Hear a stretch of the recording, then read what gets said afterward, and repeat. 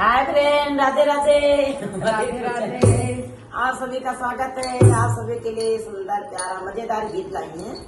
अच्छा लगे तो कमेंट में जरूर बताइए कैसे लगा आप लोग को। और हमारे चैनल से जुड़े रहना, हमारे चैनल को आप लोग सपोर्ट करिए और कमेंट में जरूर बताएं कि कैसे लगा। आप लोग कमेंट में नहीं बताते हैं और लाइक सब्सक्राइब शेयर करें। तीन तीन चूड़ियों के पीछे कंगना